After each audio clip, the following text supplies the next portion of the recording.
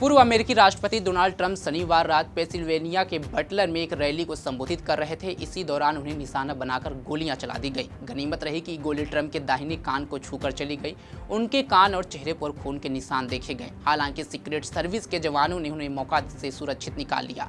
Donald Trump की सुरक्षा में तैनात सुरक्षाकर्मियों ने हमलावर को मार गिराया। रैली में आए दर्शकों में से एक सदस्य की मौत भी हो गई है और एक अन्य की हालत गंभीर बताई जा रही है। ट्रंप पर हुए इस हमले को लेकर अब तमाम नेताओं की प्रतिक्रिया भी सामने आ रही है। अमेरिका के राष्ट्रपति जो बाइडेन ने इस घटना को लेकर के बड़ी बात कही, तो वहीं पूर्व राष्ट्रपति बराक ओबामा के भी बयान सामने आया है।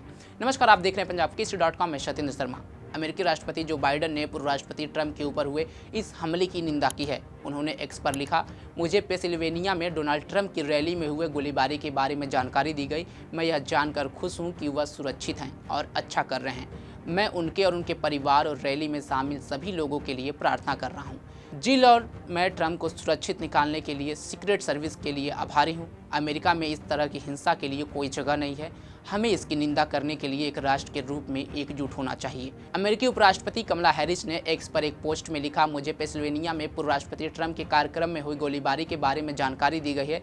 हमें यह जानकर राहत मिली कि वह गंभीर रूप से घायल नहीं हैं। हम उनके परिवार और उन सभी लोगों के लिए प्रार्थना कर रहे हैं जो इस गोलीबारी से घायल और प्रभावित हुए हैं।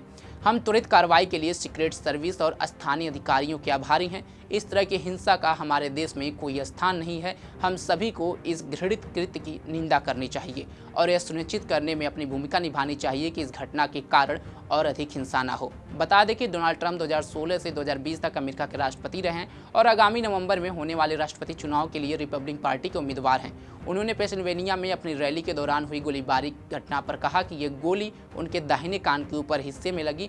Social media platform truth social पर जारी अपने पहले बयान में 78 वर्षीय ट्रंप ने अपनी जान बचाने के लिए यूएस सीक्रेट सर्विस को धन्यवाद दिया है। उन्होंने लिखा, मैं बटलर पेंसिल्वेनिया में हुए गोलीबारी पर त्वरित प्रक्रिया के लिए यूनाइटेड स्टेट्स सीक्रेट सर्विस और सभी लॉ एनफोर्समेंट एजेंसियों को धन्यवाद देना चाहता हूं। वहीं पूर्व अमेरिकी राष्ट्रपति बराक ओबामा का बयान सामने आया है। उन्होंने एक्स पर लिखा, हमारे लोकतंत्र में राजनीति हिंसा के लिए बिल्कुल कोई जगह नहीं है। हालांकि हम अभी तक नहीं जानते कि वास्तव में क्या हुआ। हम सभी को राहत होनी चाहिए कि पूर्व राष्ट्रपति ट्रंप को गंभीर चोट नहीं आई।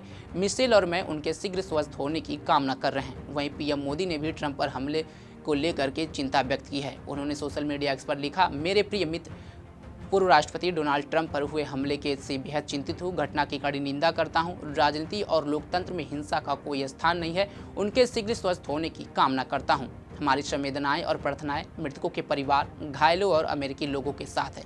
आपको बता दें कि अमेरिका में इससे पहले राष्ट्रपति रोनाल्ड रीगन की 30 मार्च 1981 में गोली मारकर हत्या के बाद अमेरिका में किसी पूर्व राष्ट्रपति या राष्ट्रपति पद के उम्मीदवार की हत्या के प्रयास का यह पहला मामला है।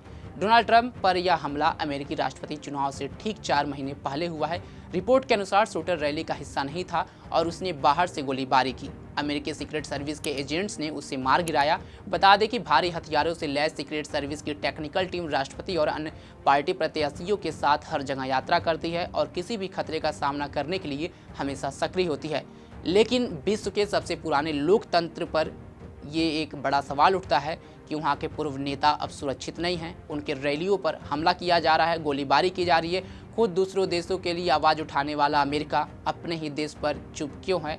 और इस तरह की घटना को अंजाम देने वाले जो हैं, आखिरकार उनको मार गिराया गया। लेकिन अमेरिका के ऊपर एक बड़ा सवाल उठ गया कि अपने पूर्व जो उनके नेता हैं, राष्ट्रपति हैं, उनको सुरक्षा देने में क्या अमेरिका नाकामयाब हुआ है? इस पर आपकी क्या राय है? कमेंट बॉक्स में जरूर बताएं। तमाम खबरों के लिए जुड़े रहें हमारे साथ और देखते रहें पंजाबकेसरी.com। धन्यवाद।